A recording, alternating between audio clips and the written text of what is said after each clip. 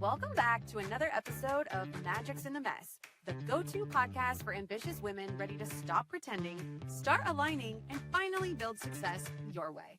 I'm your host, Danielle McKinley, speaker, business and wealth strategist, and your go-to problem-solving hype girl. Here, we'll help you unlock powerful mindset shifts, discover your magic, and bring your dream life into reality.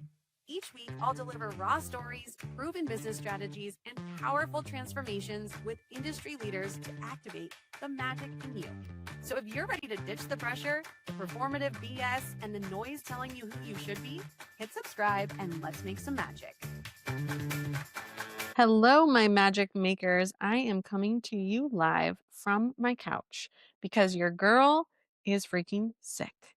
I am recovering from strep throat. Apparently, it is rampant in Arizona right now. And do you ever have those times where you just get the download and you're like, I have to record that. I have to say these words because the people need it?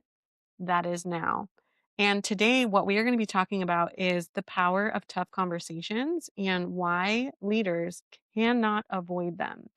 I have been having so many discussions with friends, clients, even myself having tough conversations. And at the end of the year, you tend to, reevaluate your relationships, look at the things you're doing in your business. You're really planning for the next year. And you start to see any of those ones you've been avoiding, it might be time for you to have them. So, what I wanted to do today is talk to you about why most people don't have tough conversations. And it isn't because they're bad communicators. Okay. They avoid them because their mind turns them into something bigger, scarier, and more dangerous than they actually are. Okay. But if you want to be a leader in your business, in your marriage, in your parenting, in your friendships, you have to get good at having tough conversations. They're not aggressive ones, not petty ones, not emotionally charged ones, really crystal clear ones. Because every time you avoid a tough conversation, what you do is you actually are just avoiding discomfort. You're postponing it. And usually it keeps getting heavier and heavier and heavier the longer that you wait. Okay. So I want to reframe like why tough conversations feel so hard. Okay. So here's what's really happening. Your mind is designed to protect you. Your ego's literal job is to keep you safe, liked, and accepted. And when a tough conversation shows up, your nervous system immediately starts talking. You start having that inner dialogue with that voice inside your head, and you start thinking about, this could threaten the connection. This could create conflict. This could make me look bad. This could change the way that they see me. And then your brain fills in the blanks with worst case scenarios. And here's what I've learned over and over and over again. Tough conversations are almost never as bad as the story we create about them. Okay, so the suffering that you are feeling usually lives way before the conversation, not during it. Okay, so here's the truth, and I want you to hear this loud and clear. This is a leadership truth that I live by. Avoidance is still a choice because this is the part most people don't want to hear. Not having the conversation is still a decision, and it's a passive one.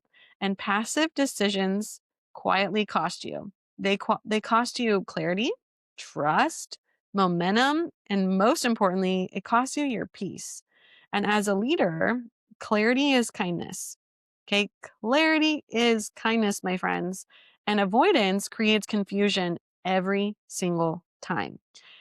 And there's a big cost to waiting. Okay, because when you delay a tough conversation, you rehearse it in your head 50 times, you bring emotion into it that doesn't belong there, you start assigning meaning and intent, and you carry resentment longer than necessary.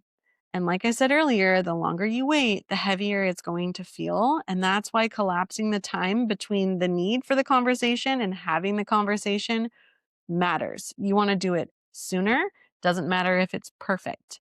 And one of the most powerful leadership skills you can build is speed. So when you notice, I need to have a conversation, something feels off, there's tension here, this isn't feeling aligned. We've all had those feelings and you ignore it.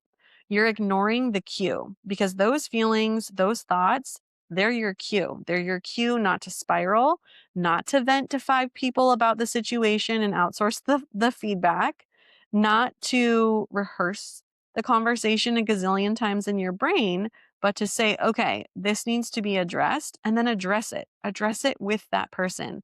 I am a huge believer in addressing conflict head on and not talking about it with 7,500 people. That's only going to make it worse. It's going to make the conversation feel scarier. Your ego is going to continue to trick you. And it's just not a good way to be as a human. It's better to address things with the person. Only you and that person can solve the thing. Okay. So the sooner you do it, the less emotional charge it's going to carry. And here is the number one rule you must live by when it comes to having these tough conversations. Here's the rule: never, ever, I repeat, never, ever have tough conversations at an emotional peak. That part is critical, my friends. Do not have tough conversations when you're activated, when you're angry, when you're defensive, or when you're trying to win. Because emotion, it clouds your clarity. So instead, you've got to also learn not to just have the conversation, but when you get the cue, you have to learn to pause, regulate, and reflect. And there are several questions I like to ask myself when I'm doing this. So I'll give you my top four. So, number one, what am I actually trying to communicate? Number two, what's my desired outcome of the conversation? Number three, what part of this is about me? Because triggers are teachers, friends. So when you feel triggered about something, it is showing you something inside of you. So it's really important that when these situations happen, and they're going to always happen, it's part of the human journey, that you really pause to ask yourself, what part of this is about me? And finally, what part is about understanding them, the person? Okay. That pause, that's leadership. And the shift from confrontation to curiosity with the conversation, that's where most people get it wrong. Because tough conversations, they don't require sharp language, petty words, assumptions, and defensiveness. In fact, you should always remove those things. What they require is clarity and curiosity. So instead of saying things like, you always, you never, you made me feel, insert XYZ, try these three instead. Try, I want to understand. Here's how I experienced this. Can you help me see your perspective? Okay, clear doesn't mean cold, and direct doesn't mean disrespectful. You want to try and eliminate the emotion as much as possible and have a direct conversation, and do so with clarity and curiosity for the other person's viewpoints as well. Okay, because we all experience life differently. Now, here, what I want to share with you is a simple structure that you can use literally anywhere. You can use this with your kids, with your partner, with your team, your parents, your friends. Okay. Number one, I want you to name the intention. Okay. So something like, I want to talk about this because I care about our relationship. Name the intention. You're showing them that you care about the relationship and that's why you want to talk about it. Number two, share your experience, not a conclusion, not an assumption. Okay. Here's what I noticed. Here's how it landed for me, your experience. Number three, I want you to state your need or your boundary. Okay. What I need going forward is, what I expect going forward is, what I want going forward is. And then finally, it's always great to invite their perspective. I'm open to hearing how you see it. And what this does, my friends, is this keeps the conversation grounded, not explosive.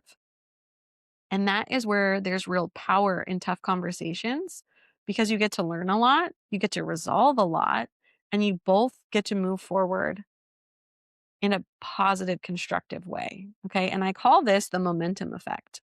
When you start having tough conversations, you create the momentum effect. And here's what nobody tells you: every tough conversation you have, what it does is it builds evidence that you can handle discomfort, you won't fall apart, relationships can survive honesty, and your nervous system can calm again. And then the next conversation gets easier, the next one gets faster, and the next one gets clearer, cleaner, and you create this momentum of tough conversations. And then confidence starts to build because confidence isn't built by avoiding hard things, it's built by doing them and realizing that you survived. Okay. And if you want to do big things and you want to have good relationships with friends, family, colleagues, coworkers, employees, staff, you have to get good at having tough conversations. It's just a part of the gig. Okay. And it matters because it makes you a better human. When you master tough conversations, you become a better partner, a better parent, a better leader, a better friend. And most importantly, you're going to experience more peace because there's nothing festering, nothing is unsaid, nothing is sitting heavy in your body. You know, when the tough thing comes up, you have your process for regulating, and you know you're going to go directly to the source and have the tough conversation. Okay, so if there's a conversation that you need to have, I want you to ask yourself, am I avoiding this because it's actually dangerous or because my mind is making it bigger than it is? Because clarity creates freedom and leadership is going to require courage. Okay, and the more you practice this, the more powerful you're going to become. All right, so if this episode hit, I want you to send it to somebody that could benefit from it too. I want you to go have the tough conversation that you've been avoiding and give this episode to somebody who needs permission to do the same. And if you want more conversations like this, then you're in the right place because we have big things coming for this community in 2026. Thank you for letting me share my download from my couch. I am wishing you the happiest holidays and chat soon.